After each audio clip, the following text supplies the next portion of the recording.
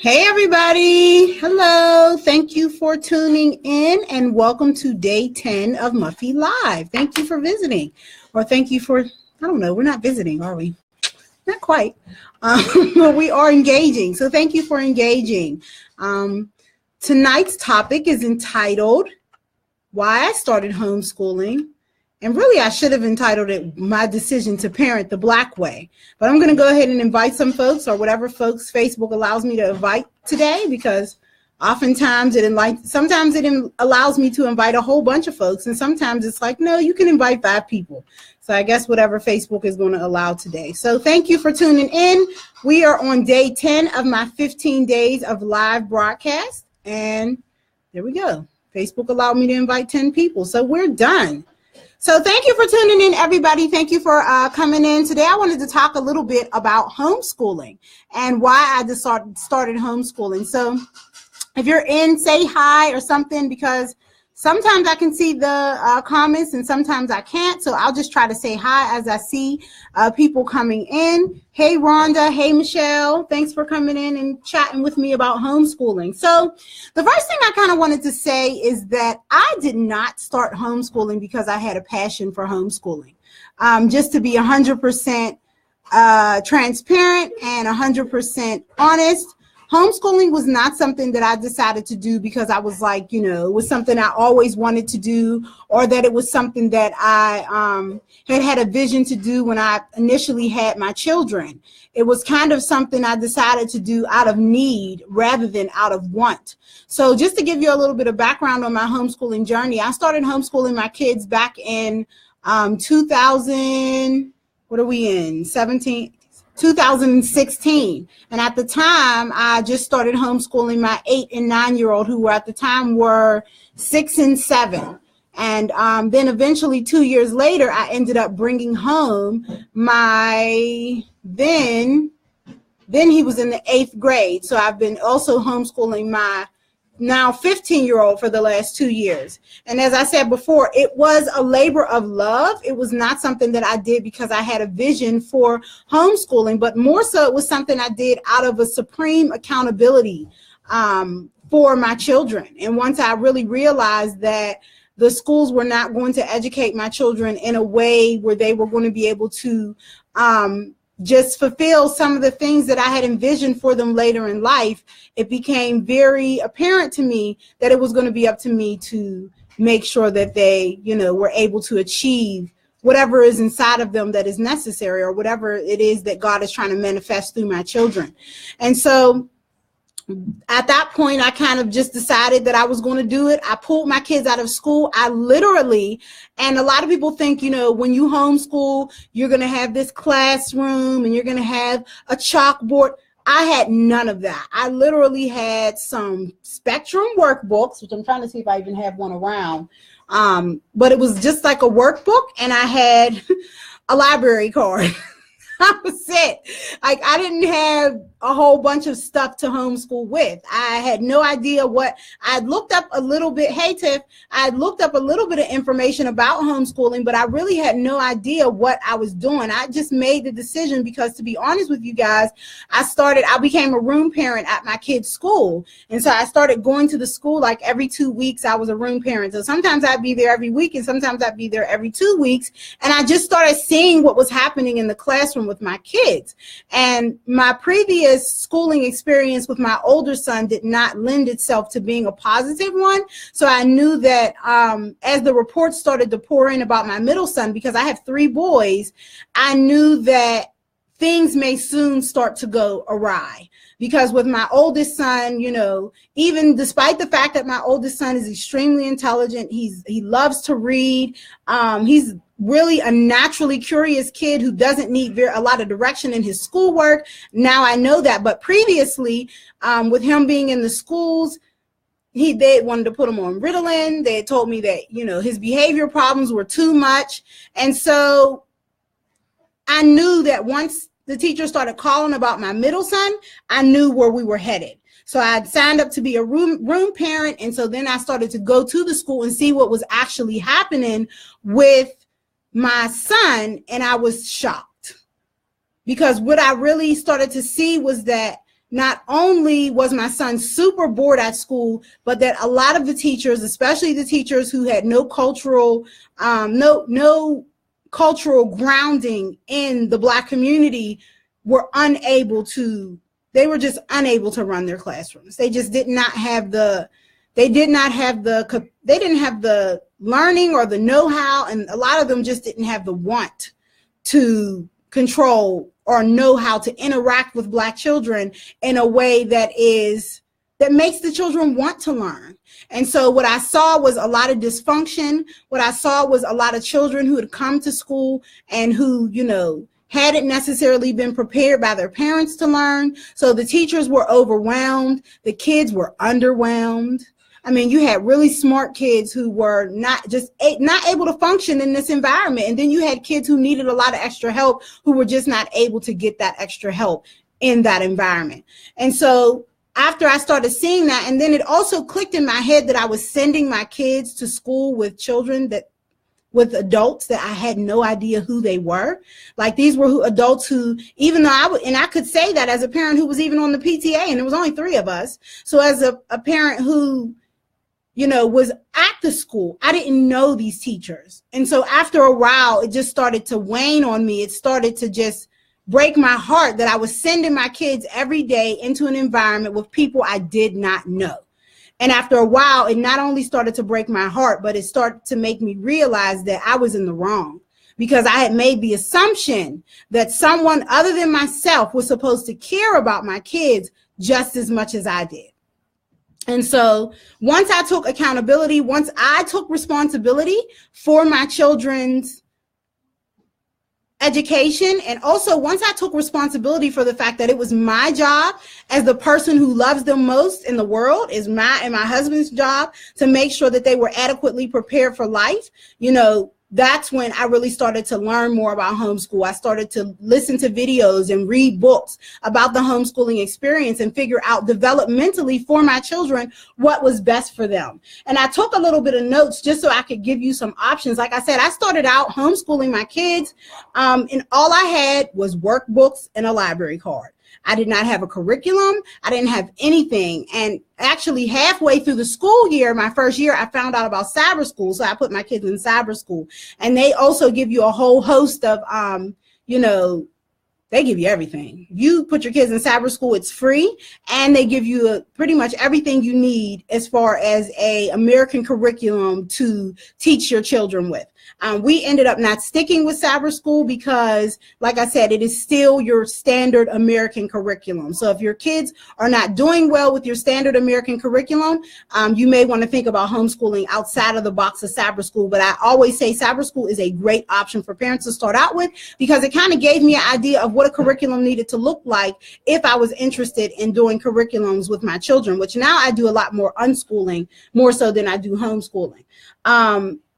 And also I realized that homeschooling didn't have to take a whole bunch of time.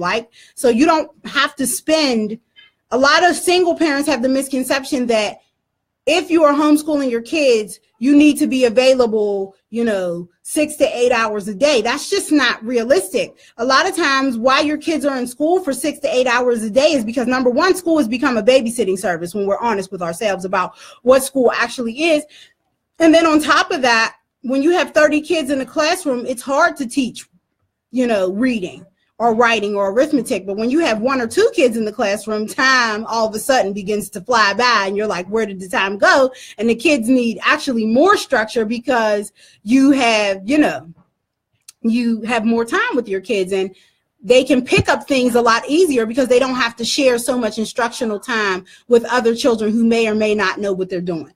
And so, I didn't plan to homeschool. It's just something that kind of organically happened because I knew that I had to be responsible for my own children. And, as hard as it is for many parents to realize that, to see their kids going through the system and to really not want to homeschool because they think it's too much of a responsibility, at the end of the day, I would really question, well, then who's going to do it? Like, if you don't do it, if you don't decide that when your child's had enough, especially it's different if your child is in an environment and your child is thriving. If your child is in an environment and they're thriving, then fine, let that be. But if your child is in an environment where you know that they're not thriving, where you know that they're not reaching their full potential, then you really have to question yourself and say, am I really being accountable to my child? Am I really being accountable to what it is that I need to be bringing to the table as their mother, as their first teacher, and as far as I'm concerned, their last? So I think it's really hard. I think the same reason why many people don't live their life's purpose is the same reason why many people don't homeschool their kids. Because you're too afraid that you're going to have to get off life's treadmill. You're too afraid that you're going to have to give up some of the things you want in order to reach, that pie in the sky, whatever it is, whether it be homeschooling or living your life's purpose or quitting your job or, whatever. But the reality is, if you don't deal with it now, it's coming back to bite you later. It's just the realness of the situation. And you know what? A lot of people will ask me about homeschooling, like, well, how do you make it work? Some days I do, and some days I don't make it work. Some days it works me, and some days I work it. That's just the reality. But what I know for sure is that these are my kids, and I want to see them do the best that they can possibly do. And I'm also not interested in my children coming out as a replica of someone else. Like, I want my children to come out as a replica of myself 2.0. And I think that that's really difficult for parents to get sometimes, because number one, we see it as natural to send our kids off to somebody we don't know every day, because a lot of us haven't taken the time. Absolutely, Tiff said sacrifice scares people. Yes, it does scare people, because a lot of times we haven't taken the time to investigate. A lot of times we don't, one thing I did my first year of schooling was just found out where homeschooling came from. And what I ended up finding out was that homeschooling, of course, was the original school. And that, education actually came from, if you find a guy named John Gatto on YouTube, education actually came from, I think if they said it was World War I or whatever war, it was one of the wars that took all the men away, and the women needed to go work in the factories. And so the kids needed somewhere to go. So schools were formed. Schools were formed not because kids needed to be educated. Kids were being perfectly well educated in their homes. Schools were formed because moms had to go to work. So if we know that, and we know that that is the basis for where all education has come from, education as it relates to the system that we've created here in America did not come from a yearning for children to learn. It came from a need for a babysitter for children of America so that American mothers could go to work. So, and like I said, when you know better, you do better. So the more knowledge I gained about homeschooling, the more knowledge I continue to gain about how children learn, the more I realize that school truthfully is the death of child learning, because a child really needs to be out in the world. They really need to be, stimulated beyond those four walls of a classroom. They need to engage with real life in order to learn. And that's why we have this big saying now. We talk a lot about how education is not useful outside of the classroom. A book that I'm reading right now talks about how the average American child only retains 3 to 5% of what they actually learned in the classroom. 3 to 5%. That is dismal. Like, that is a dismal number. And so knowing that, I had to do better. Like, if I know that my kid is not going to retain most of the information they get in those four walls because of the lack of stimuli, then I have to do better. And it's interesting now because I require my kids to do 20 minutes of reading every day. And it never amazes me how much they pick up in that 20 minutes of self-guided reading. I don't tell them what to read. I don't tell them how to read it. You can read whatever you want as long as you read. And they pick up the information by themselves because they're interested in it. I mean, we as adults need to think about that. You learn better when you're interested. If you're not interested, you don't learn. It's real simple. If I pick up a book and I'm like, oh, I don't like this book, I'm gonna put it back. But if I pick up a book and I'm like, ooh, I love this book. I'm gonna go in the back. I'm gonna read the table of contents and the index and, you know, the bibliography and find out who wrote other books. And then I'm gonna go read those books. Well, it's children are the same way. And I think sometimes we forget that children are not stupid. Like, they're just little adults. That's all they are. They're adults who are smaller and have less experiences in life. Hence why we need to be an experience collector for our children. We need to not be, you know, go to these four walls and they're going to teach you everything you know. They need you to know. If anything, the lifestyle that you're now going to live as a homeschooling parent is going to create this ideal lifestyle for your child to now be exposed to experiences that are going to further their understandings about life. And so we have to, you know, we got to realize that. And in my new book that's going to be coming out in January, one of the things I'm going to talk about is what I like to call parenting the Black way. And there's a quote by Amos Wilson that I love. And in the quote, he says, "It is not enough to fill African children with knowledge. It must be knowledge that is appropriate. It must be knowledge that is relevant to solving the problems of African people." And I love that because it just reiterates that fact that if you're sending your kid to this school, right, in these four walls, are they really learning how to be problem solvers? Because here's what we don't sometimes want to admit as parents, is that we are creating problems for our kids every day, right? Every day we're making mistakes, we're doing things not the right way, and we're making problems for our kids. In addition, our kids are going to inherit these problems, right? In addition, our kids are going to become adults and they're going to screw up a whole bunch of stuff, right? But if you're not making your children problem solvers, how are they going to solve these problems? Like, if all they know is, I got to get the right answer, I got to pass the test, I hope, you know, that the teacher likes me, how do they become problem solvers? You know, and the best thing about homeschooling is that you can induce problem solving skills in your kids in the easiest of ways. I took all our books upstairs, but I have this book that I use, and I try to, as often as I can remember, it's full of puzzles, like different kinds of problem-solving puzzles. And I give my kids the sheet and tell them they got to come up with the answer by the end of the day. And you know what ended up happening after I started giving them that? They started looking up problem-solving mysteries on YouTube by themselves. No prompting needed. They started looking it up by themselves because they loved solving problems. But see, like I said before, something I always like to say, I didn't say this before, is that your kids don't need you as much as you need them.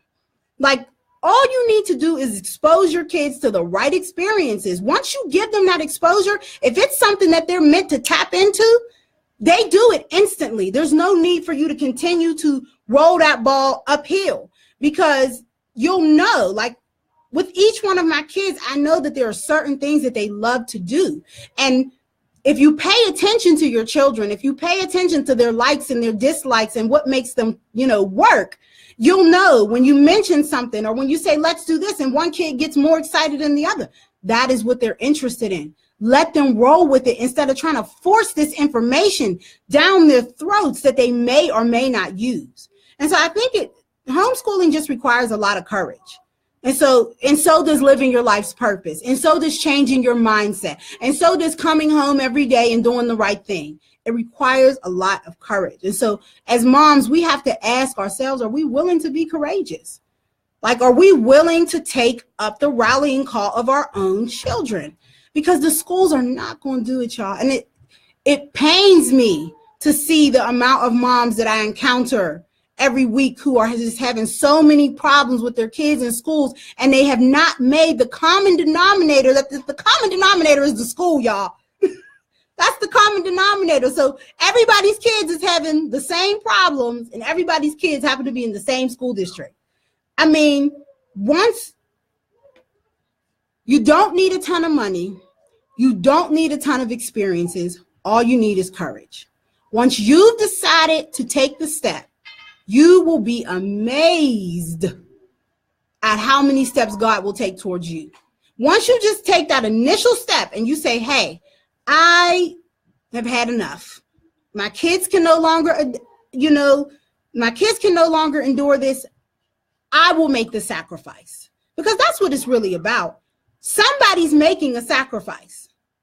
It's either you make the sacrifice or the kid makes the sacrifice. You choose.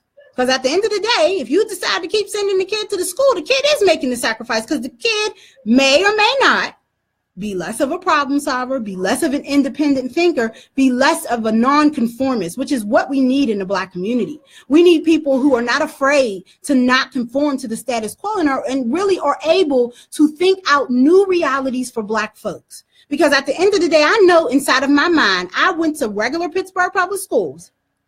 I was a regular girl that grew up in the hood.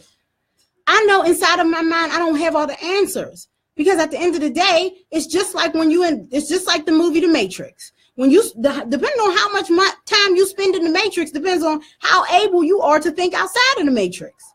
So if your mind is already being constantly conditioned, like, I just have to accept the fact that eventually my kids are going to be smarter than me. But that's okay, because I want them to be.